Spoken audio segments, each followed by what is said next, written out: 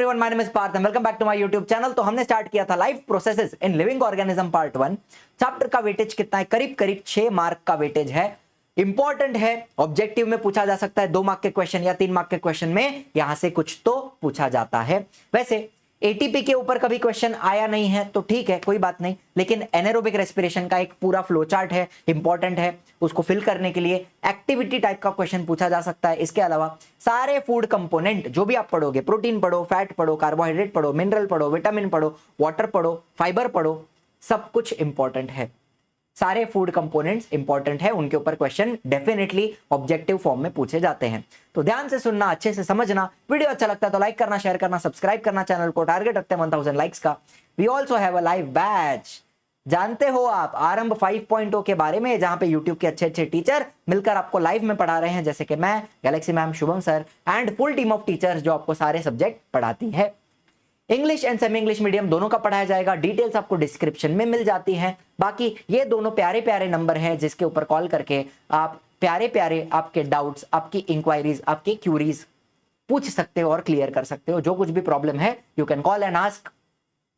शुरू करते हैं आज का इंपॉर्टेंट वाला लेक्चर। अब एटीपी क्या होता है समझ लेते हैं। एडेनोसिन ट्राइफॉस्फेट, इसका स्ट्रक्चर आपको थोड़ा समझ में आना चाहिए। ड्रॉ करने के लिए नहीं पूछा जाएगा, सिर्फ कंसेप्ट पूछा जाएगा अगर पूछा तो, या फिर एक्टिविटी के ऊपर कुछ आ सकता है, बाकी कुछ भी नहीं है। फटाफट बता देता हूं। एक इसके अंदर होता है एडेनिन मॉलिक्यूल।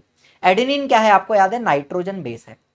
हमने डीएनए में पढ़ा है एडेनिन, गोनिन, साइटोसिन, थाइमिन। तो ये वही एडेनिन है जो एक नाइट्रोजन बेस है और कुछ भी नहीं है, नाइट्रोजन बेस। उसके साथ हमने लगाया राइबोज शुगर। आपको पता है डीएनए में डीऑक्सी राइबोन्यूक्लिक एसिड, तो डीएनए के अंदर होता है डीऑक्सी राइबोज शुगर। मतलब एक ऐसा ही शुगर रहता है। डीऑक्सी मतलब क्या? उसके अंदर एक ऑक्सीजन कम होता है। मतलब समझिए, डीऑक्सी मतलब राइबोज शुगर। राइबोज मतलब 5 कार्बन वाला sugar. Carbon carbon carbon carbon carbon, pentagon है ना। इस शुगर के पास कितने कार्बन होते हैं? 5 कार्बन होते हैं। इसको हम राइबोज शुगर बोलते हैं। तो डीएनए के अंदर क्या होता है? डीऑक्सी डीऑक्सी राइबोज शुगर, मतलब एक ऑक्सीजन कम होता है उसके अंदर, शुगर के अंदर, उसको आप डीऑक्सी राइबोज बोलते हो। And RNA ribo nucleic acid, उसके अंदर होता है राइबोज शुगर। राइबोज शुगर यही वाला, ये जो शुगर है ये आरएनए के अंदर होता है, राइबोज शुगर। ठीक है, मुद्दा यहां पे आपको समझ में आया? कम और किधर गया किधर गया किधर गया? यहां तक का मुद्दा आपको समझ में आया? एडेनिन था, शुगर के साथ ज्वाइंट किया, अब ये दोनों आइटम मिलकर बनते हैं एडेनोसाइन राइबोन्यूक्लियोसाइड। इसको क्या बोलते हैं? Adenosine ribonucleoside. नाव आहे, चिंता का कोई विषय नहीं है, याद रखना है। इन दोनों को मिलाकर क्या बोलते हैं? Adenosine ribonucleoside.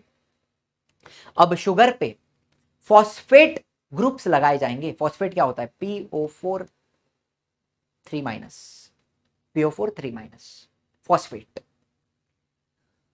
तो शुगर के ऊपर फॉस्फेट ग्रुप लगाए जाएंगे। कितने? 3 फॉस्फेट ग्रुप्स, इस तरह से। And energy is stored in the bonds by which phosphate groups are attached to each other. Energy किधर है? हम बोलते हैं कि एटीपी में एनर्जी है। एटीपी में एनर्जी है, कहां है? ये जो बॉन्ड है ना, इसके अंदर है energy, energy stored. Phosphate group का जो सेकंड एंड थर्ड फॉस्फेट है, सेकंड एंड थर्ड, उनके बीच में जो बॉन्ड बनता है उसमें होती है बहुत सारी एनर्जी, स्टोर्ड एनर्जी। इसी एनर्जी को हमें यूज करना है। एंड वो एनर्जी बेसिकली हीट के फॉर्म में बाहर आती है, हीट के फॉर्म में बाहर आती है। चलो देखो, तो यहां पे आपको दिख रहा है बैटरी पूरा चार्ज हो गया है। ये जो एटीपी है, एडेनोसिन ट्राइफॉस्फेट, ट्राइफॉस्फेट, ट्राइफॉस्फेट मतलब 3 फॉस्फेट दिख रहा है ना आपको? 1 2 3, 3 फॉस्फेट ट्राइफॉस्फेट एटीपी। ये पूरी तरह चार्ज्ड है। ये कैसा है? चार्ज्ड, चार्ज हो गया है। इसमें से अगर मैं फॉस्फेट को निकालूं डूम, तो क्या निकलेगी? एनर्जी निकलेगी। बैटरी का चार्ज डाउन हो जाएगा। Are you understanding? Energy is derived by breaking the phosphate bond of ATP. इस तरह से एनर्जी मिलती है बॉन्ड को ब्रेक करके। तो बेसिकली क्या मिलेगा आपको पता है? आपने एटीपी लिया, उसको आपने तोड़ा, तो आपको मिलेगा एडीपी। सर एडीपी मतलब मुझे बताओ, इसको मैं एडिनोजाइन डाइफॉस्फेट बोल सकता हूं। Adenosine diphosphate DP, ADP plus IP. IP म्हणजे काय? ये जो ये पी दिख रहा है, पी, इसको मैं बोलूंगा inorganic phosphate, inorganic phosphate IP. ATP breaks down into ADP plus IP plus energy. Energy बाहर आती है। चलो क्लियर है पॉइंट? पूरा का पूरा एटीपी समझ में आया है। लास्ट मुद्दा, अगर मैं अनशन करने बैठा या फिर उपवास पे बैठा तो मेरे बॉडी में कार्बोहाइड्रेट कम हो सकते हैं, बॉडी में कार्बोहाइड्रेट की कमी हो सकती है।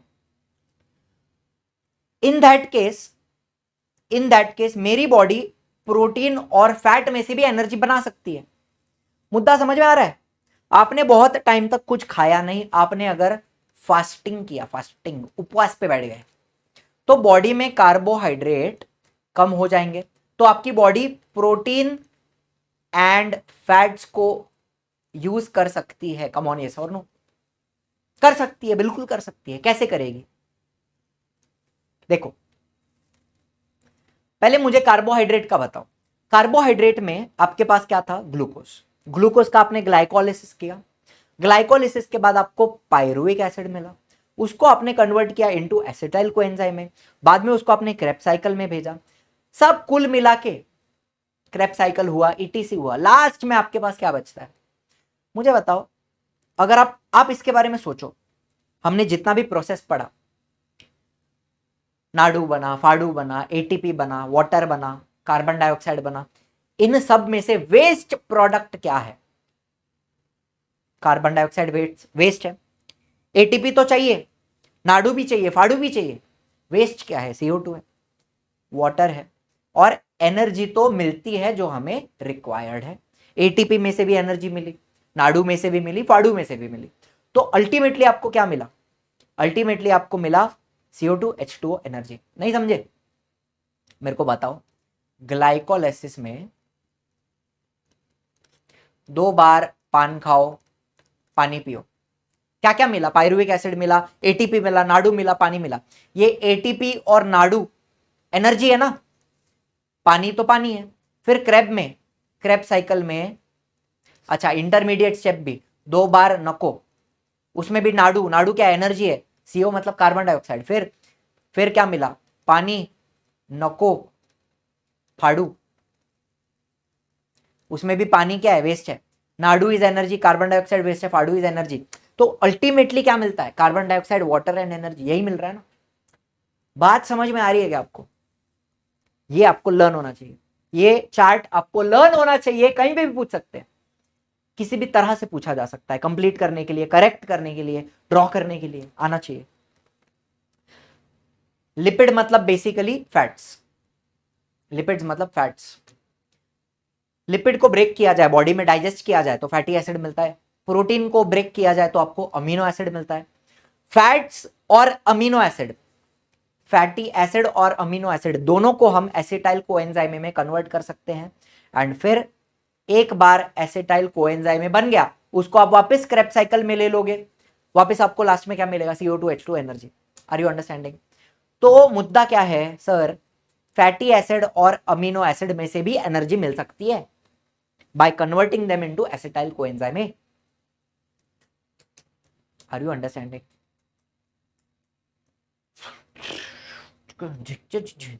यहां तक समझ में आया? आगे चलते हैं। देखो भाई और बहनों, रेस्पिरेशन दो प्रकार का है, इज ऑफ टू टाइप्स। एक होता है एरोबिक रेस्पिरेशन जो ऑक्सीजन के प्रेजेंस में होता है, और एक होता है एनेरोबिक रेस्पिरेशन जो ऑक्सीजन के एब्सेंस में होता है।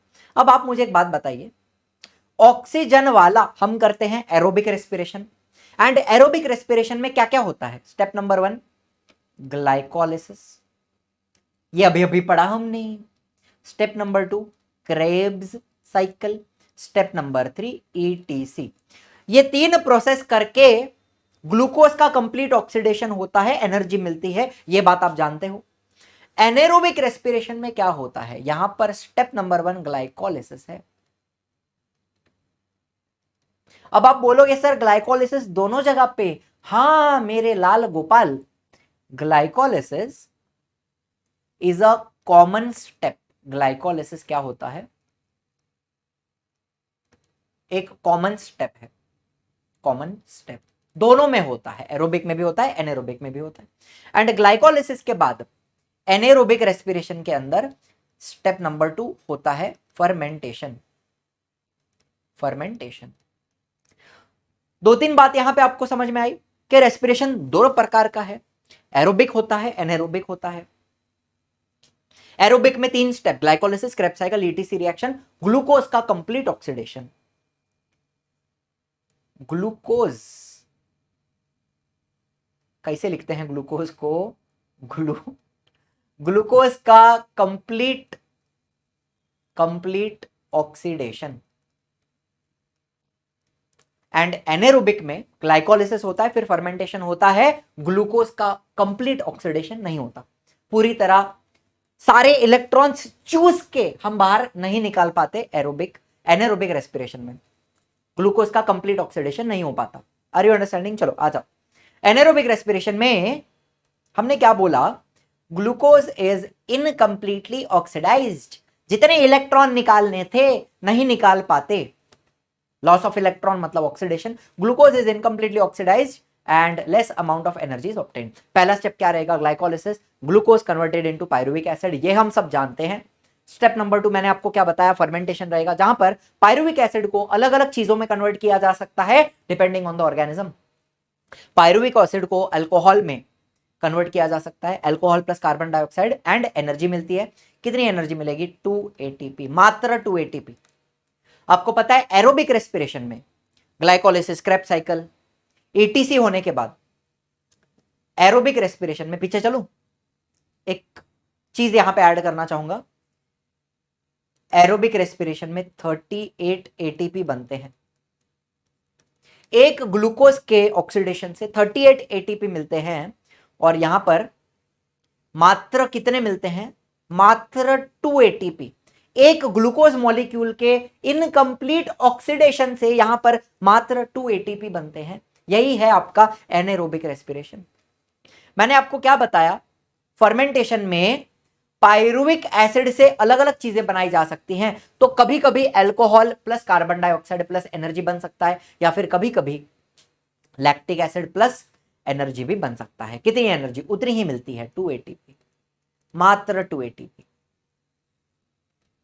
ठीक है, मुद्दा क्या है? सम हायर प्लांट्स मतलब developed plants, some higher animals मतलब हम, हायर एनिमल्स मतलब developed animals, and even aerobic microorganisms, they all perform anaerobic respiration instead of aerobic respiration if there is depletion of oxygen in the surrounding। अगर oxygen की कमी होती है, अगर मेरे बॉडी में भी कहीं पे ऑक्सीजन की कमी हो गई, तो मेरे सेल्स के अंदर भी कहीं कहीं एनारोबिक रेस्पिरेशन हो सकता है। प्लांट्स में भी हो सकता है, एरोबिक माइक्रो ऑर्गेनिजम्स में भी हो सकता है। अगर सराउंडिंग में ऑक्सीजन की कमी हुई, एनारोबिक रेस्पिरेशन कर सकते हैं। आपको पता है ज्यादा से ज्यादा एनारोबिक रेस्पिरेशन कौन करता है? बैक्टीरिया करते हैं। काफी सारे बैक्टीरिया हैं जो एनारोबिक रेस्पिरेशन करते हैं। बैक्टीरिया में भी एरोबिक भी होते हैं, एनारोबिक भी होते हैं। Are you understanding? मुद्दा समझ में आया? अगर सराउंडिंग में ऑक्सीजन की कमी हुई, तो कुछ higher plants, higher animals and aerobic microorganism, ये लोग एनारोबिक रेस्पिरेशन कर सकते हैं। बताइए मजा आ रहा है पढ़ने के लिए? तो यही मजा लाइव में भी लिया जा सकता है। बहुत सारे बच्चे हैं जिन्होंने हमसे लाइव में पढ़ा है और बहुत अच्छा परसेंटेज स्कोर किया है। ये आपको मैं 2025 का रिजल्ट बता रहा हूं। Gunjan, she has scored 100% in her board exams. वैसे ही वेंकटेश है जिसने 100% स्कोर किया हुआ है, धनश्री है, अनुष्का है, ऐसे बहुत बहुत सारे बच्चे हैं जिन्होंने बहुत अच्छा परसेंटेज स्कोर किया है। 127 बच्चे हैं जो 90% के ऊपर मार्क्स लाए हैं। तो हमारे बैच में आरंभ 5.0 में आपको क्या मिलता है? बहुत सारी चीजें मिलती है, लेकिन सबसे इंपॉर्टेंट क्या फीचर है वो मैं आपको बताना चाहूंगा। एक तो लाइव क्लासेस रहेंगे, पूरा सिलेबस 2 बार कवर किया जाएगा, रिकॉर्डिंग मिल जाती है, कोई भी आपका लेक्चर मिस होता है तो आप बाद में देख सकते हो। लेकिन अगर डाउट आता है, वैसे तो लाइव लेक्चर में डाउट क्लियर हो जाते हैं, लेकिन उसके अलावा डाउट आता है तो यहां पर आपको एक IVR नंबर दिया जाएगा, एक नंबर दिया जाएगा जिसके ऊपर आप किसी भी टीचर से कॉल पे बात कर सकते हैं। जैसे कि मैं आपको पढ़ा रहा हूं तो मुझसे कॉल पे बात कर सकते हैं, गैलेक्सी मैम पढ़ा रही हैं तो उनसे आप बात कर सकते हो, शुभम सर है एंड पूरी टीम ऑफ टीचर्स है। जिस किसी टीचर से आपको बात करनी है उसके सब्जेक्ट के रिगार्डिंग आप बात करके अपना डाउट क्लियर कर सकते हैं। One of the most important feature of our batch. इसके अलावा टेस्ट सीरीज है, objective and subjective. Subjective test बच्चा लिखेगा, उसका PDF अपलोड करेगा एंड वो पेपर चेक करके भी आपको दिया जाएगा। तो बैच की प्राइस क्या है? देखिए, एक कूपन अवेलेबल है फर्स्ट 300, लेकिन it is available for limited time. हमारा बैच छोटा होता है, बच्चे कम होते हैं, इसीलिए हम पर्सनल अटेंशन दे पाते हैं एंड ये जो कूपन है वो लिमिटेड टाइम के लिए एप्लीकेबल है। इसको यूज करेंगे तो ये हो जाता है सीधा 9000। So how to join the batch? ये हमारा ऐप है इजी लर्निंग, प्ले स्टोर के ऊपर आप डाउनलोड कर सकते हैं। इसको रजिस्टर कीजिए, अपना नाम, फोन नंबर, ईमेल आईडी सब डालने के बाद आपको होम पेज पे लाइव कोर्सेज दिख रहे हैं, उसके अंदर आपको आरंभ 5.0 ये दिख रहा है, उसके अंदर बाय नाउ पे क्लिक करेंगे तो यहां कूपन्स एंड ऑफर्स आपको दिख रहा है। इसके अंदर आपको मिलेगा फर्स्ट 300 का कूपन।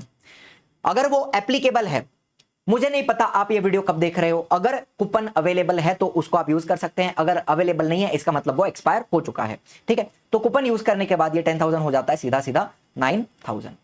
बाकी कोई भी इंक्वायरी आपको करनी है, कोई भी डाउट है, कुछ भी पूछना है तो ये दोनों नंबर अवेलेबल है। बाकी डिटेल्स आपको डिस्क्रिप्शन में भी मिल जाती है। तो चलिए आगे चलते हैं। चलो, अब यहां पर क्या एग्जाम्पल दिया है? एग्जाम्पल के तौर पे क्या बोला है? Seeds can perform anaerobic respiration if the soil is submerged under water. तेज बारिश आई, आपने कुछ सीड डाले थे सॉइल के अंदर, बहुत बारिश आई, पूरा पानी पानी पचापच हो गया। ये सीड जो है, सीड क्या हो गए? सीड सबमर्ज हो गए, सबमर्ज्ड इन वाटर। तो ऐसे समय में ये सीड्स भी क्या कर सकते हैं? एनेरोबिक रेस्पिरेशन कर सकते हैं। एक एग्जाम्पल के तौर पे हम इसको एग्जाम में लिखेंगे। सीड्स जब सबमर्ज हो जाते हैं एनेरोबिक रेस्पिरेशन कर सकते हैं। उसी प्रकार से ईस्ट, पता है आपको, यूनिसेल्यूलर फंगस है। ईस्ट क्या है? यूनिसेल्यूलर फंगस है। मार्केट में मिलता है पाउडर, उसको हम एक्टिव ड्राई ईस्ट बोलते हैं। इसको बेकरी में यूज किया जाता है, या तो अल्कोहल प्रोडक्शन में, वाइन बनाने के लिए, बियर बनाने के लिए, किसी भी प्रकार का अल्कोहल बनाने के लिए यूज किया जा सकता है एक्टिव ड्राई ईस्ट। अब ये क्या करता है? ग्लाइकोलिसिस तो करेगा ना, मुझे बताइए। ये ग्लाइकोलिसिस करेगा, ग्लूकोज का पायरुविक एसिड बनाएगा। यहां तक तो सब कुछ कॉमन है।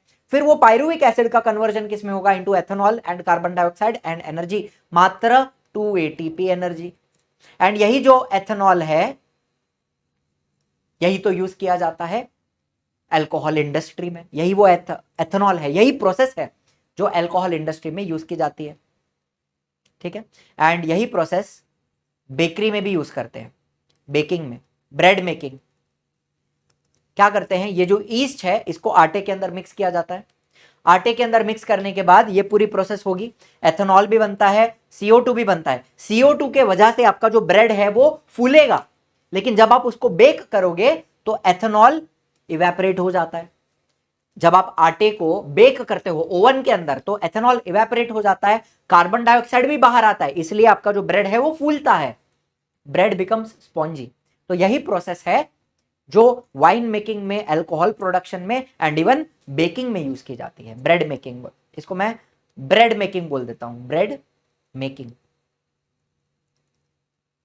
ठीक है, बातें समझ में आई? चलो एक और एग्जांपल हमारे बॉडी का लेते हैं। अगर हम एक्सरसाइज कर रहे हैं, during intense exercise there is a deficiency of oxygen in the muscles. अब एक एग्जांपल के तौर पे आपको अगर बताऊं,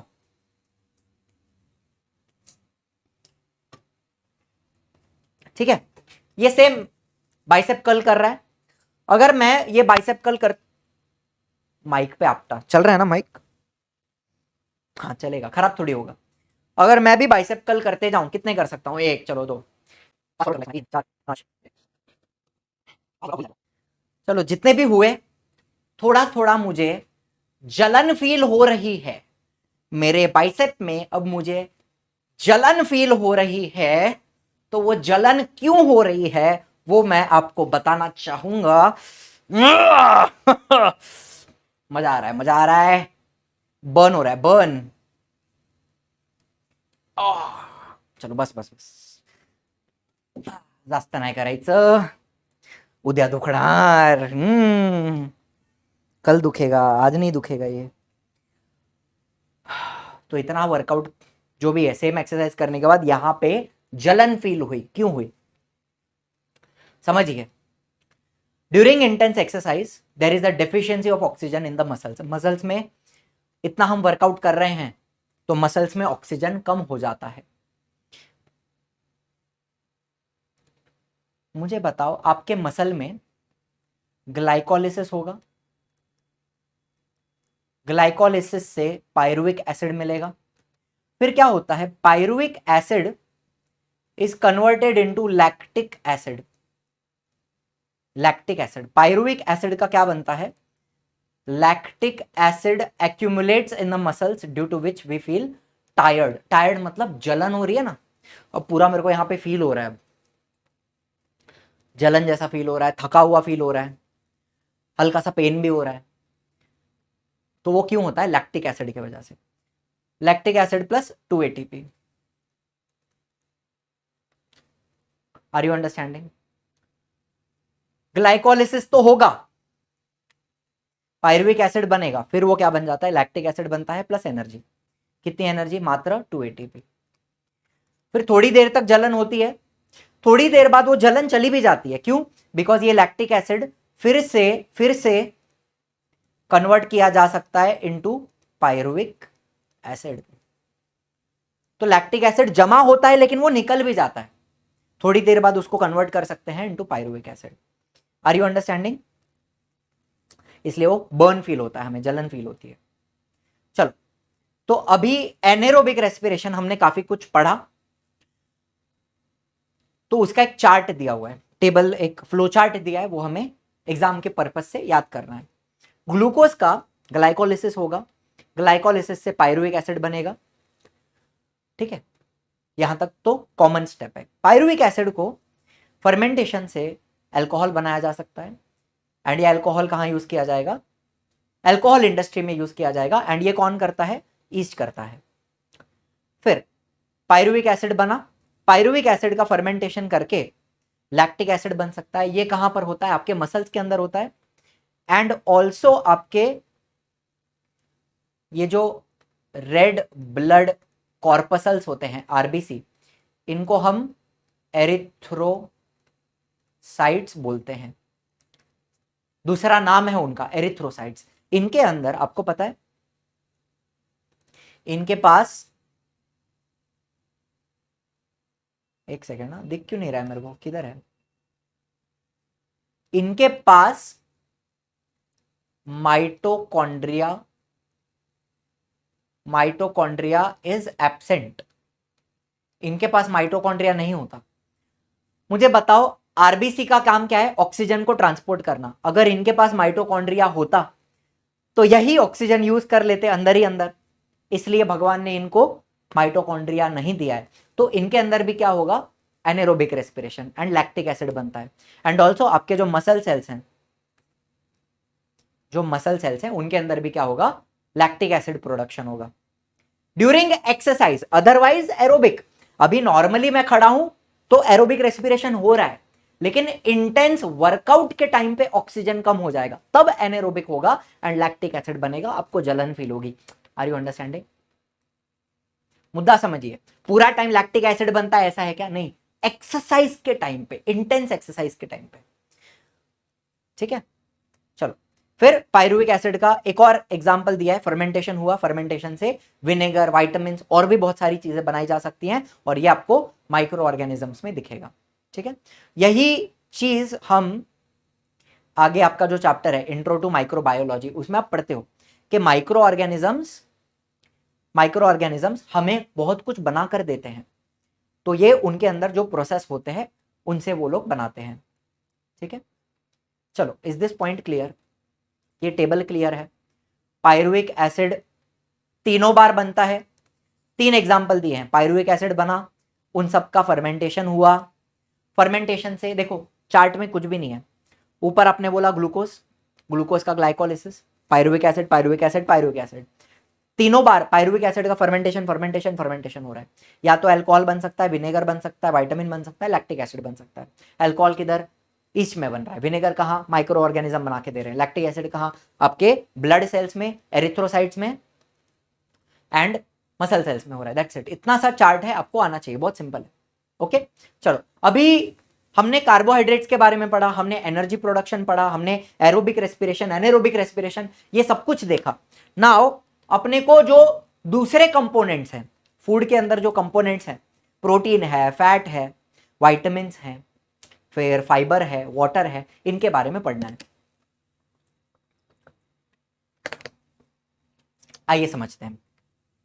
तो यहां पे प्रोटीन की बात की है। वेजिटेरियन सोर्स क्या होता है? पल्सेस। जो भी दाल खाते हैं हम, अलग अलग प्रकार की, मूंग दाल है, मसूर दाल है, चना दाल है, तूर दाल है, तो ये सारी दालें जो होती हैं, पल्सेस, इनको हम वेजिटेरियन सोर्स मानते हैं प्रोटीन का। इनके अंदर प्रोटीन काफी अच्छे मात्रा में आपको मिलेगा। दूसरा, जो एनिमल प्रोटीन है, फॉर एग्जाम्पल आपने एग अगर खाया है, आपने गोट है, पिग है, चिकन है, तो ये सारे एनिमल्स को खाया जाता है। एनिमल प्रोटीन, इनको हम फर्स्ट क्लास प्रोटीन बोलते हैं। क्यों बोलते हैं पता है? बहुत ही इंटरेस्टिंग रीजन है इसका।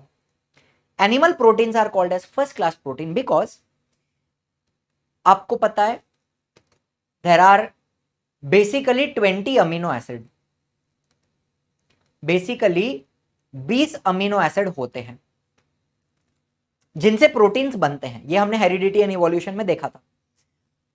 इसमें से 9 अमीनो एसिड, इनको हम एसेंशियल बोलते हैं। Essential amino acid. क्यों? बिकॉज ये 9 अमीनो एसिड मैं अपने बॉडी में नहीं बना सकता। ये 9 अमीनो एसिड मुझे खाने में से लाने पड़ेंगे, फूड में से लाने पड़ेंगे। बाकी के जो 11 हैं वो मैं अपने बॉडी में बना भी सकता हूं, उनको मैं प्रोड्यूस कर सकता हूं अपने हिसाब से। Are you understanding?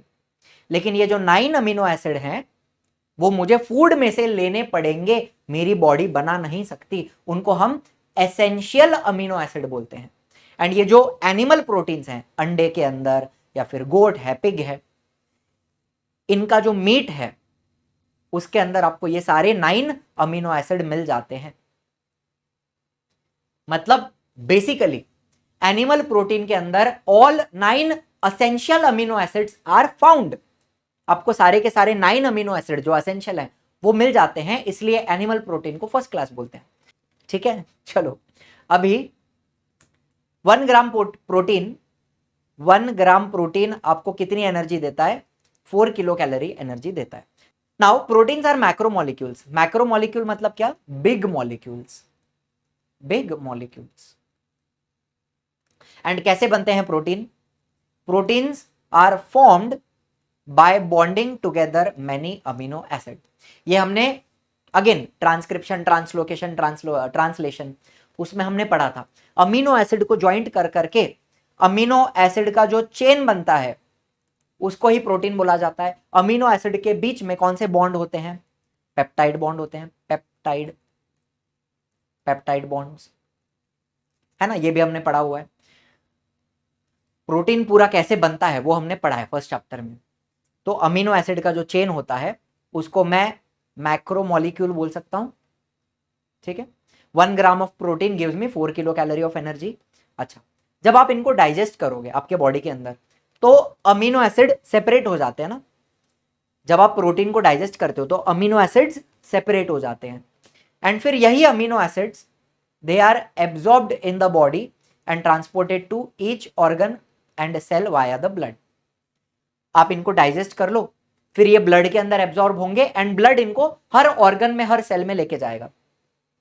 एंड फिर सेल में आपका बॉडी इन अमीनो एसिड को यूज करके, ये जो अमीनो एसिड हैं इनको यूज करके आपका बॉडी नए प्रोटीन्स बनाता है सेल के अंदर। Are you understanding? चलो दूसरी बात, आपके बॉडी में प्रोटीन को स्टोर नहीं किया जा सकता। एक्सेस ऑफ अमीनो एसिड, आपने बहुत प्रोटीन खाया, बहुत पनीर खाया, बहुत सोया खाया, ठीक है, बहुत अंडे खा लिए, दूध पी लिया, तो इतना सारा प्रोटीन बॉडी में स्टोर नहीं होता है।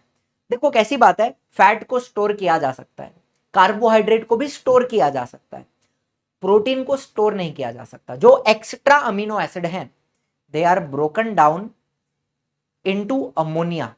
आपका जो लिवर होता है, ध्यान से सुनना, आपका जो लिवर है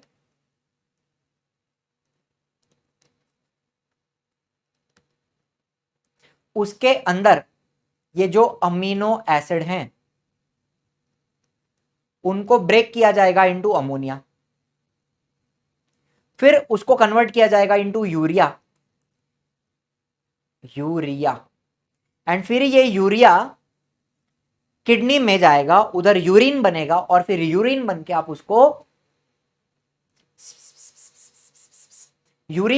उसको एलिमिनेट कर सकते हो आउट ऑफ द बॉडी।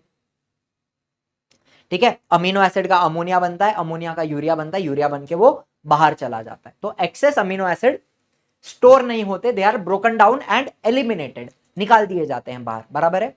दूसरी बात, कभी कभी if necessary excess proteins are converted into glucose. आप देखो बॉडी में कहीं कहीं पे अगर कुछ एक्स्ट्रा प्रोटीन है तो वो लिवर में जाते हैं एंड वहां एक प्रोसेस होती है जिसका नाम है gluconeogenesis. One more time, body में जो एक्स्ट्रा प्रोटीन्स हैं वो लिवर में जाते हैं एंड कन्वर्ट होते हैं इनटू ग्लूकोज। जो एक्स्ट्रा प्रोटीन्स हैं कभी कभी उनको ग्लूकोज में कन्वर्ट किया जा सकता है। This process is called as gluconeogenesis. Gluco मतलब ग्लूकोज, नियो मतलब न्यू, जेनेसिस मतलब प्रोडक्शन। ठीक है, प्रोटीन्स यूज करके आप ग्लूकोज बना सकते हो लिवर के अंदर। Is this clear? ग्लूकोनियोजेनेसिस। दूसरी बात, प्लांट्स के पास, मुझे बताओ आपके अंदर प्रोटीन कहां से आता है? आप जो खाना खाते हो उसमें से आपको प्रोटीन मिलेगा, उसमें से आपको अमीनो एसिड मिलेगा, बराबर। प्लांट्स क्या करते हैं? Plants produce necessary amino acid from minerals de novo. मतलब क्या है, एक जब प्लांट ग्रो होता है तो वो सॉइल से मिनरल्स एब्जॉर्ब करता है, उन मिनरल्स को यूज करके ये प्लांट पूरा नया बनाएगा ना प्रोटीन। मतलब अगर एक प्लांट है उसने मिनरल्स एब्जॉर्ब किए, ये मिनरल्स को यूज करके एकदम नया प्रोटीन बनाएगा वो, from scratch, from basic. Plant के पास पहले कोई भी प्रोटीन नहीं था, मिनरल्स एब्जॉर्ब किए उसमें से वो पूरा नया प्रोटीन बनाएगा। ठीक है, produce protein from scratch. Scratch मतलब क्या? एकदम शुरू से बनाएगा, पूरा बनाएगा स्टार्ट से। इसको हम बोलते हैं डिनोवो। डिनोवो मतलब क्या? किसी चीज को प्रोड्यूस करना एकदम स्क्रैच से, शुरू से। And they produce different types of proteins. Are you understanding?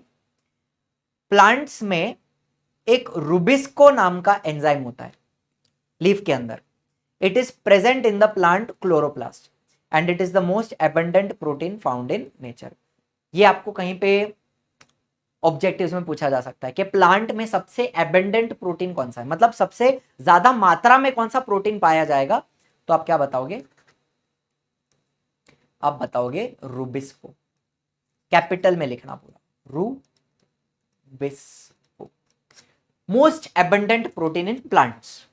ठीक है, चलो फिर देखो, आपके बॉडी में आपने प्रोटीन खाया, प्रोटीन जाके डाइजेस्ट हुआ, डाइजेस्ट होने के बाद वो अमीनो एसिड बना, फिर वो अमीनो एसिड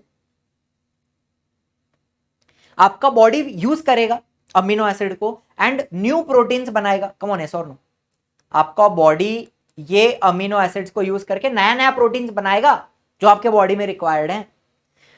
तो from these amino acid organs and cells produce various proteins which are necessary for themselves and the whole body. Are you understanding? नहीं समझे? आपने प्रोटीन खाया, वो डाइजेस्ट हुआ, डाइजेस्ट होके क्या बना? Amino acid. फिर वो अमीनो एसिड ब्लड में अब्सॉर्ब हुआ, ब्लड अमीनो एसिड को हर सेल में लेके गया, हर सेल में जाके अमीनो एसिड का क्या बनेगा? नया नया प्रोटीन्स बनाया जाएगा जिसकी रिक्वायरमेंट होगी। बात समझ में आ रही है कि नहीं समझ में आ रही है?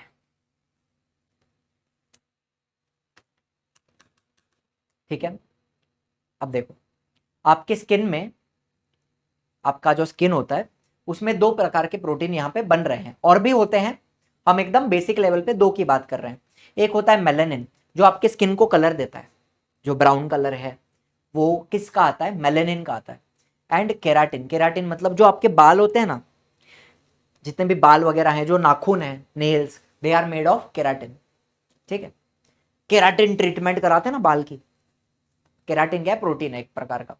फिर बोन्स में, आपकी जो हड्डियां हैं उनके अंदर क्या होता है? ऑसिन, एक प्रोटीन है। फिर आपके जो सेल्स हैं, सेल में various proteins of cell membrane and various different enzymes, अलग अलग एंजाइम्स जो रिएक्शंस के लिए रिक्वायर्ड हैं वो सेल के अंदर बनते हैं, वो भी प्रोटीन होते हैं, प्रोटीन बेस्ड एंजाइम्स बोलते हैं। एंड काफी सारे सेल मेम्ब्रेन, आपको पता है सेल का जो आउटर बाउंड्री है, आउटर लेयर है, उसको सेल मेम्ब्रेन बोलते हैं, सेल मेम्ब्रेन। एंड आप देखो, ये जो सेल मेम्ब्रेन होती है ना, ये वाली, उसके अंदर, सेल मेम्ब्रेन के अंदर बहुत सारे प्रोटीन्स प्रेजेंट होते हैं बीच बीच में। सेल मेम्ब्रेन के अंदर बहुत सारे छोटे छोटे प्रोटीन्स प्रेजेंट होते हैं, तो वो प्रोटीन्स भी बनते हैं सेल के अंदर, एंजाइम्स भी बनते हैं, प्रोटीन्स ऑफ सेल मेम्ब्रेन भी बनते हैं। बात समझ में आ रही है? फिर क्या बोला है?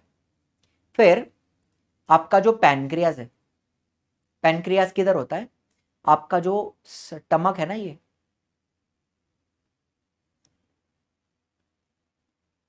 स्टमक के पीछे, स्टमक यहां पे होता है आपके लेफ्ट साइड में, ठीक है, स्टमक के पीछे होता है पैनक्रियाज। एंड ये पैनक्रियाज एक छोटा लीफ जैसा ऑर्गन, लीफ लाइक, पत्ते के जैसा ऑर्गन होता है। एंड पैनक्रियाज क्या बनाता है? एक तो इंसुलिन बनाता है जो आपके ग्लूकोज को, ब्लड ग्लूकोज को रेगुलेट करता है, एंड ट्रिप्सिन बनाता है जो डाइजेशन के लिए रिक्वायर्ड है। ट्रिप्सिन एक प्रकार का एंजाइम है, ठीक है। यहां पर इंसुलिन एक हार्मोन है, फर्क समझिए, एंड ट्रिप्सिन एक एंजाइम होता है जो डाइजेशन में रिक्वायर्ड है, कार्बोहाइड्रेट के डाइजेशन में, ठीक है। तो पैनक्रियास की बात हो गई। फिर आपका जो पिट्यूटरी ग्लैंड है, आपके ब्रेन में एक छोटा वटाने के शेप का ऑर्गन होता है, पिट्यूटरी ग्लैंड ब्रेन के अंदर होता है, पिट्यूटरी ग्लैंड। ये क्या बनाता है? बहुत सारे हॉर्मोन्स बनाता है।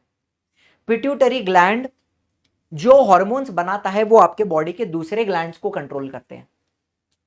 तो कहीं ना कहीं पिट्यूटरी ग्लैंड को मास्टर ग्लैंड भी बोला जाता है। हालांकि पिट्यूटरी का भी एक बाप होता है जो इसके ऊपर होता है, हाइपोथैलेमस, यहां पे होता है ऊपर, ठीक है। पिट्यूटरी का भी एक बाप होता है ऊपर, हाइपोथैलेमस, लेकिन वैसे पिट्यूटरी भी दूसरे ऑर्गन्स को कंट्रोल करता है, so it is also called a master gland, ठीक है। पिट्यूटरी बहुत सारे हॉर्मोन्स बनाता है। फिर क्या बोला है? आपके जो मसल्स होते हैं, मसल्स के अंदर एक्टिन एंड मायोसिन, ये दो फ्लेक्सिबल प्रोटीन्स होते हैं। आपको पता है मसल्स कैन रिलैक्स, रिलैक्स मतलब देखो अब ये मसल लंबा हो गया और ऐसे करूंगा तो मसल क्या हो गया? कॉन्ट्रैक्ट हो गया, रिलैक्स कॉन्ट्रैक्ट, रिलैक्स कॉन्ट्रैक्ट। तो ये जो एक्सटेंशन है एंड कॉन्ट्रैक्शन है, तो इसके लिए मसल जो प्रोटीन्स है वो कैसे होने चाहिए? फ्लेक्सिबल। कहां गया? फ्लेक्सिबल प्रोटीन्स कौन से होते हैं? Actin and myosin. एंड उसी तरह ब्लड के अंदर बहुत सारा हेमोग्लोबिन होता है, आपके आरबीसी के अंदर, आपका जो ब्लड सेल है उसके अंदर हेमोग्लोबिन होता है, ऑक्सीजन को ट्रांसपोर्ट करता है। एंड काफी सारी एंटीबॉडीज होती हैं। एंटीबॉडीज क्या करती हैं? इन्फेक्शन को फाइट करने में हेल्प करती हैं। They are part of your immune system. Infection को लड़ने में हेल्प करती हैं, इन्फेक्शन से लड़ने में हेल्प करती हैं। बातें समझ में आ रही हैं? बहुत सारी अमीनो एसिड की हमने बातें की, फर्स्ट क्लास प्रोटीन्स की हमने बातें की। एनिमल प्रोटीन में सारे 9 एसेंशियल अमीनो एसिड होते हैं, so they are called first class. Plants में भी मिल जाएंगे, लेकिन आपको अलग अलग प्लांट्स सोर्सेस खाने पड़ेंगे, ठीक है। एंड यही अमीनो एसिड यूज करके बॉडी अपने अपने हिसाब से प्रोटीन्स बनाता है। तो अलग अलग जगह पे अलग अलग प्रकार के प्रोटीन बनते हैं, ये हमने देखे, ठीक है। अब चलो फैट्स की बात करें। फैट्स में क्या होता है? बेसिकली मैं फैट्स की बात कर रहा हूं, फैट्स।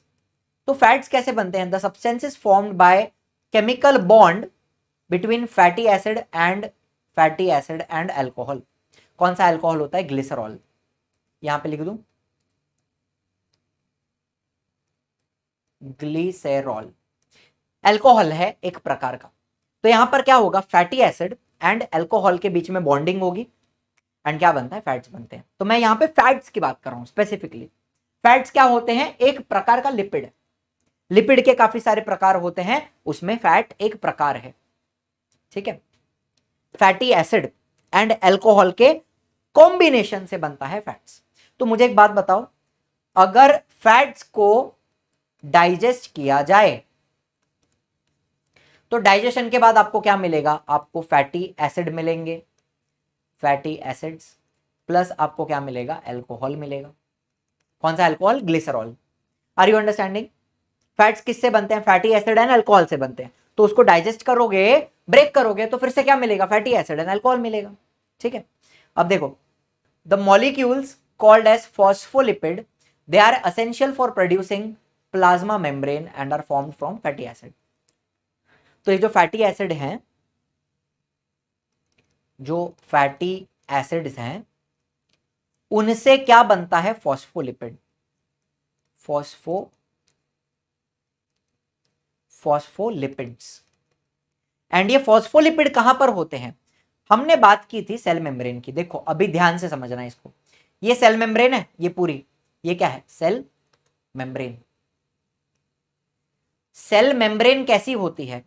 आपको यहां पे ये कुछ ऐसा दिख रहा है, एक गोला है और उसके नीचे ऐसा दो दो तंगड़ी बना हुआ है ऐसा।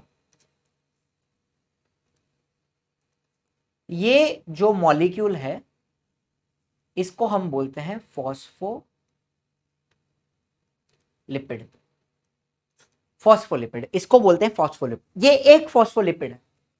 तो वैसा कैन आई से फॉस्फोलिपिड का एक लेयर ऊपर बना है और एक लेयर नीचे बना है? यस और नो? मुझे बताओ, ये जो सेल मेम्ब्रेन है उसमें फॉस्फोलिपिड के 2 लेयर हैं, एक ऐसा है और एक ऐसा है। Are you understanding? ये भी एक लेयर है और ये भी एक लेयर है। तो फॉस्फोलिपिड के कितने लेयर हैं? By layer. फॉस्फोलिपिड का बाई लेयर होता है।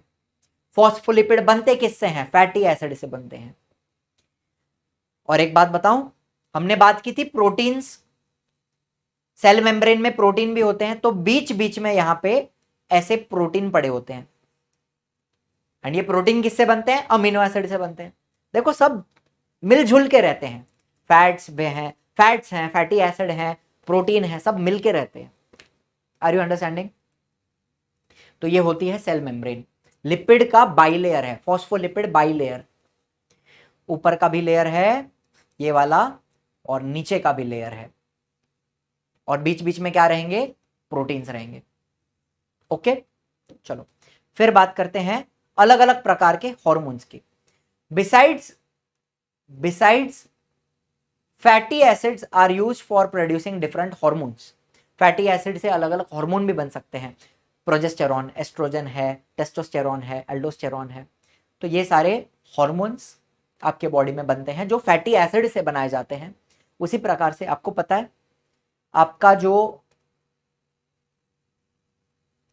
न्यूरॉन होता है, न्यूरॉन, ब्रेन सेल, न्यूरॉन का सेल, उसके ऊपर यहां पे एक लेयर होता है, ये जो लेयर है ना एक्सॉन के ऊपर, मुझे बताओ ये एक्सॉन है, एक्सॉन, एक्सॉन के ऊपर आपको ये लेयर दिख रहा है ऐसा, इसको बोलते हैं माइलिन शीथ। तो ये माइलिन शीथ भी किसकी बनती है? माइलिन शीथ भी किसकी बनती है? फैटी एसिड्स की बनती है। माइलिन शीथ किसकी बनती है? फैटी एसिड्स की बनती है, ठीक है। And 1 gram gives me 9 kilo calorie. अब ये याद रखोगे आप, कार्बोहाइड्रेट का 1 ग्राम कितना देता है? 4 किलो कैलोरी। प्रोटीन का 1 ग्राम कितना देता है? 4 किलो कैलोरी। फैट का 1 ग्राम कितना देता है? 9 किलो कैलोरी। बहुत ज्यादा एनर्जी होती है फैट्स के अंदर, 9 किलो कैलोरी ऑफ एनर्जी पर ग्राम ऑफ लिपिड्स, ठीक है। मुद्दा एकदम क्लियर हुआ। वैसे ही एक्सेस ऑफ लिपिड्स, प्रोटीन आप स्टोर नहीं कर सकते, प्रोटीन ब्रेक हो जाएंगे, अमीनो एसिड ब्रेक हो जाएंगे, अमोनिया बन गया, यूरिया बन गया, निकल गया करके बाहर निकल गया।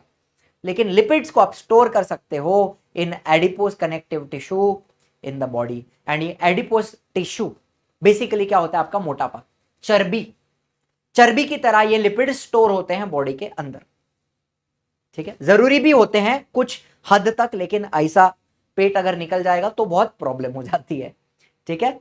तो लिमिट में खाना चाहिए, एक बैलेंस्ड डाइट होना बहुत जरूरी है।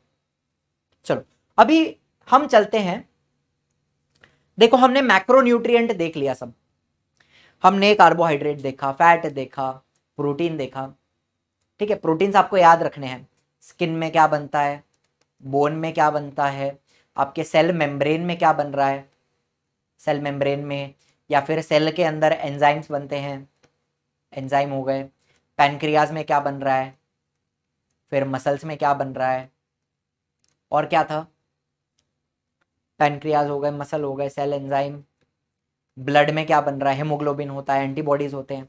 तो ये सब कुछ आपको याद करने हैं, ये आपको याद होना चाहिए कि स्किन में क्या बन रहा है, मेलेनिन है, मेलेनिन, केराटिन,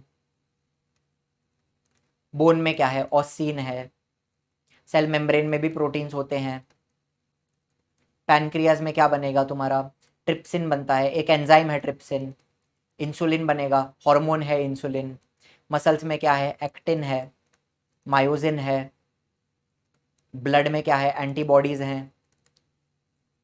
ऐसे ही याद करना होता है किसी भी चीज को। आप जब समझते हो ना, बायोलॉजी में आपको लर्निंग बहुत सारी होती है, समझ में सब कुछ आ गया कि हाँ यहाँ पे ये टाइप के प्रोटीन बनते हैं, लेकिन उनको याद रखना है आपको। याद कैसे रखोगे? लिखोगे तब याद होगा। तो ब्लड में क्या बना, हेमोग्लोबिन बन गया, हीमोग्लोबिन। तो आपने जितना लिखोगे उतना आपको अच्छे से याद होगा। तो हमने मैक्रोन्यूट्रिएंट देख लिए जिनकी रिक्वायरमेंट ज्यादा होती है। अब मैं किस पे जा रहा हूं? अब मैं जा रहा हूं माइक्रोन्यूट्रिएंट पे। माइक्रो मतलब जिनकी रिक्वायरमेंट कम होती है, लेकिन they are still very important.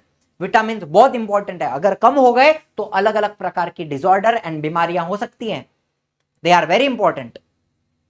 So vitamins are a group of various chemical compounds, ठीक है। Vitamins are a group of compounds and they are required for the proper smooth functioning of the body. Body को ठीक से चलाने के लिए vitamins की जरूरत है।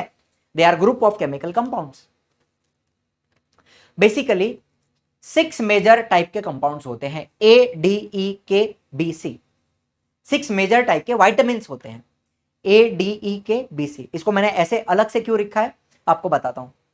ये जो ए डी ई के हैं इनको हम बोलते हैं फैट सॉल्यूबल विटामिन्स।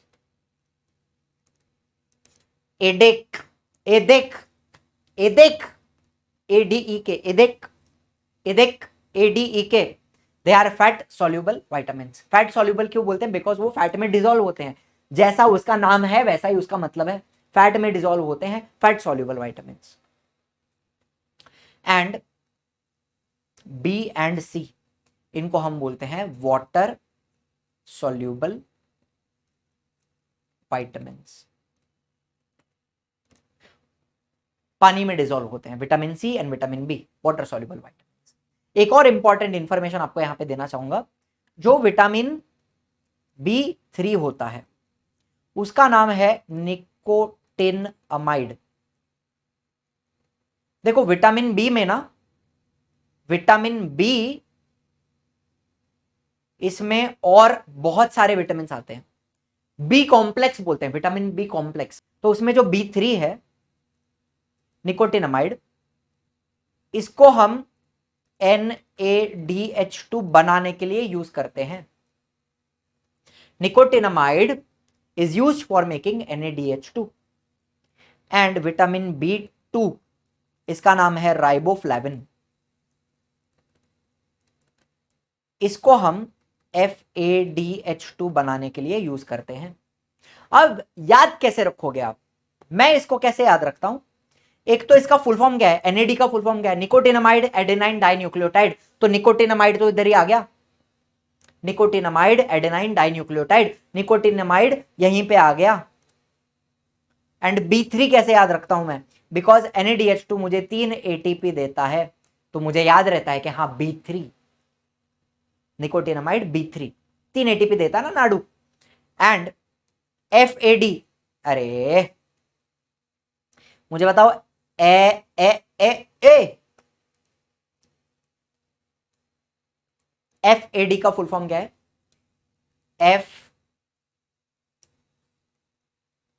FAD इसका फुल फॉर्म क्या है, फ्लैविन। तो फ्लैविन में से राइबोफ्लैविन निकाल सकते हो, फ्लैविन एडेनाइन डाइन्यूक्लियोटाइड, तो फ्लैविन में से राइबोफ्लैविन मिल गया। एंड B2 कैसे याद रहेगा, 2 ATP, FADH2 2 ATP बना के देता है, तो मैं याद रखता हूं B2 राइबोफ्लैविन। ये इंपॉर्टेंट इंफॉर्मेशन आपको याद रहनी चाहिए। Fat soluble ADEK, water soluble B and C। B में बहुत सारे विटामिन होते हैं, बी कॉम्प्लेक्स बोला जाता है, उसमें से B3 निकोटिनमाइड NADH2 के फॉर्मेशन में यूज किया जाएगा, एंड B2 राइबोफ्लैविन FADH2 के फॉर्मेशन में यूज किया जाएगा। इतना आप याद रख सकते हो। अब आते हैं वाटर पे। अब यहां से एकदम चिंदीगिरी है, आपका बॉडी अप्रोक्सीमेटली 65 to 70% पानी ही होता है, बहुत सारा पानी है आपके बॉडी के अंदर, तो आपको पानी पीते रहना चाहिए। आपके ब्लड में 90% वाटर होता है, आपके हर सेल में 70% वाटर होता है ऑफ इट्स वेट। सिंपल बात है, आपका बॉडी 70% पानी है तो आपका हर सेल भी 70% पानी है, इसमें कोई बड़ी बात है क्या। आपका बॉडी 70% पानी है तो आपके सेल में भी 70% पानी होता है बाय इट्स वेट। दूसरा, water is also a very important nutrient. भले उसमें से आपको एनर्जी नहीं मिल रही है लेकिन जिंदा तो रख रहा है, आपका बॉडी 70% पानी है तो आपको पानी पीना ही पड़ेगा, it is an important nutrient. भले पानी में कोई एनर्जी नहीं है, कोई कैलोरी नहीं मिल रही है आपको, लेकिन आपका बॉडी 70% पानी है तो आपको पीना पड़ेगा। अगर पानी नहीं पियोगे, if there is deficiency of water, तो functioning of tissues and thereby functioning of body will be disturb. आप डिहाइड्रेट हो जाओगे, डिहाइड्रेशन, आंखों के सामने अंधेरा आना चालू होगा, चक्कर आने चालू होंगे, ब्लैकआउट हो जाएगा, गिर जाओगे, बेहोश हो जाओगे। आप एक पॉइंट पे पानी नहीं पियोगे तो मर जाओगे। आप खाने के बिना रह सकते हो ज्यादा दिन, पानी के बिना नहीं रह सकते। खाने के बिना आप हफ्ता 2 हफ्ता भी निकाल लोगे, पानी के बिना आप नहीं निकाल पाओगे। पानी ज्यादा इंपॉर्टेंट है, ठीक है। अगर आप पानी नहीं पीते हो, आपके टिश्यूज काम करना बंद कर देते हैं, आपका बॉडी का फंक्शनिंग बंद हो जाता है, आप मर सकते हो डिहाइड्रेशन से, ठीक है। एंड लास्ट में हम बात करते हैं फाइबर्स की। फाइबर बेसिकली क्या होता है, एक तो कहां कहां मिलेगा आपको, लीफी वेजिटेबल, जो पत्ते वाले वेजिटेबल्स होते हैं वहां पे आपको फाइबर मिलेगा, फ्रूट्स में मिलता है, एंड इवन सीरियल्स में, ग्रेन्स वगैरह में मिल जाता है। फाइबर में होता क्या है, ये जो फाइबर है ये होता है सेल्यूलोज, सेल्यूलोज होता है फाइबर। इसको हम डाइजेस्ट नहीं कर सकते अपने बॉडी में, ह्यूमंस में सेल्यूलोज डाइजेस्ट नहीं होता, we cannot digest fibre, but it is required in the digestion of other nutrients. दूसरे न्यूट्रिएंट्स के डाइजेशन में भी काम आता है, at the same time it is required in removal of waste products in the form of faeces. Faeces मतलब क्या, simple भाषा में पूप। पूप मतलब 2 नंबर। 2 नंबर के फॉर्म में आप वेस्ट मटेरियल को बाहर निकालते हो, वेस्ट प्रोडक्ट को बाहर निकालते हो। तो होता क्या है कि मान लो ये आपकी स्मॉल इंटेस्टाइन है और ये लार्ज इंटेस्टाइन है, इतना तो आप जानते हो ना।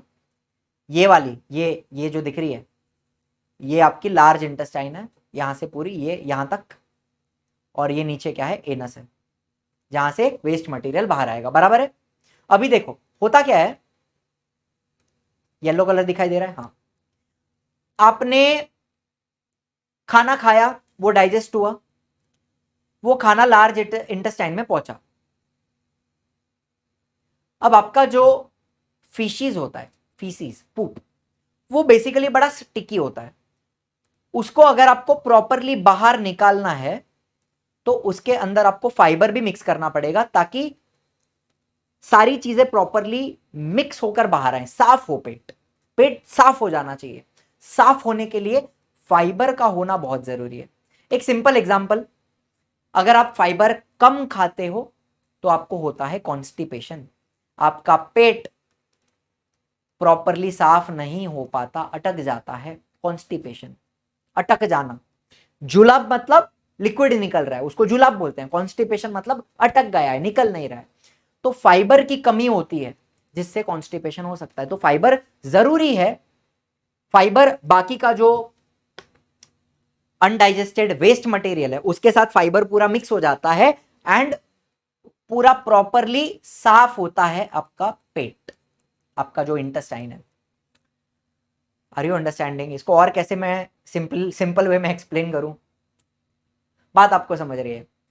फाइबर नहीं होगा तो वो अंदर अंदर चिपकेगा, पूरा क्लियर बाहर नहीं होगा, निकलेगा नहीं।